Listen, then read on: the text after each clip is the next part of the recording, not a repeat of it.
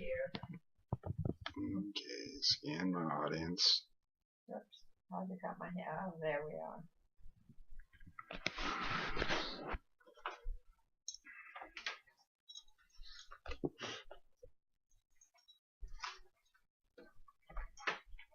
Over 400,000, according to the U.S. Census Bureau's website, quickfacts.com, last viewed June 28, 2013. That is the estimated population of Boise, Meridian, Eagle, Nampa, and Emmett.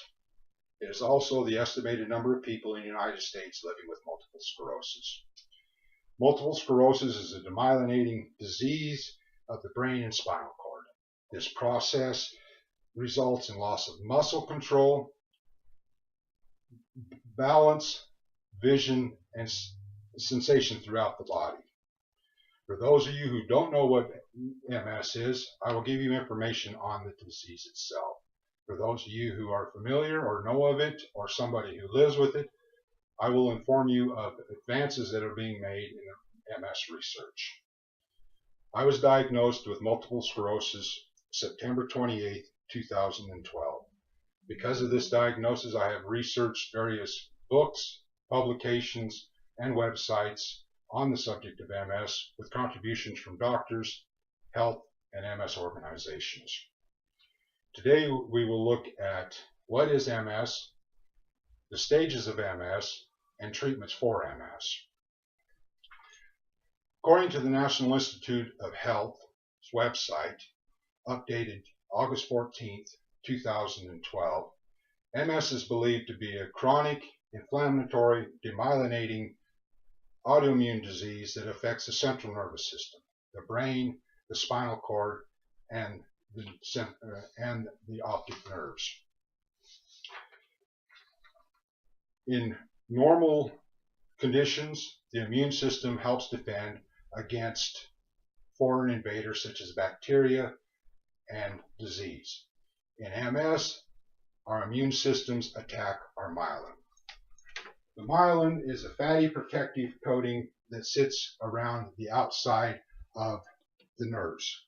It helps the nerves transport the signals from our brain and spinal cord to the various locations throughout our body. It is believed that through this attack on this myelin, that what is referred to as a scar-like tissue is formed, which is called sclerosis. Because this kind of happen throughout the central nervous system, you can have multiple places where this scar tissue has formed, thereby giving it the name multiple sclerosis. The effects of multiple sclerosis can range from anywhere from loss of balance, numbness, problems walking, double or blurry vision, loss of vision, painful muscle spasms, tremors, and even problems with your speech, just to name a few. It is a progressive disease in the fact that it can get worse and even become permanent, even to the extent of causing someone to be bedridden. Now that we've talked about what MS is, I would like to talk about the stages of MS. According to the Multiple Sclerosis Handbook, 2007 edition, there are 4 stages of multiple sclerosis. The first and most common stage is a reoccurring remitting. This affects approximately 85% of people diagnosed with multiple sclerosis. Of that 85%, 50% of them will transfer into the second stage, which is a secondary progressive. The third stage is a primary progressive. This is different than the other 2 stages in the fact that there is a steady decline from the onset of multiple sclerosis without any times of relapse or remission. The fourth and final stage is the progressive remitting. This is the least common and affects less than 8% or less than 5% of the people diagnosed, but it is characterized with bouts of relapse remission throughout it.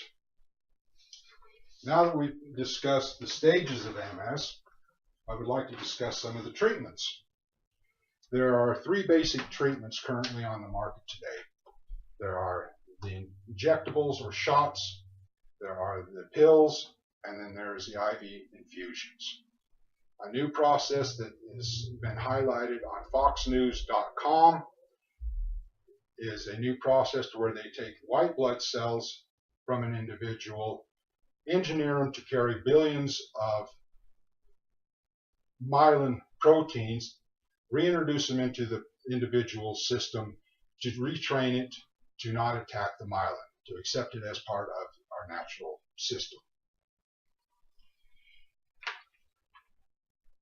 Today we have covered what MS is, the stages of MS, and what some of the treatment options are. Of the 400,000 people in the United States that are affected by MS, there's an estimated 2.5 million people that are affected worldwide. This is the equivalent of the total combined populations of Idaho and Montana. The best way that I can describe living a life with multiple sclerosis is living a life with unpredictability, as you have no idea on how it will affect you from day to day. Thank you. Good. That was better. Yes. Oh, don't forget to scan. Yeah. Oh, did that come up on it? It will. Oh, it was very good.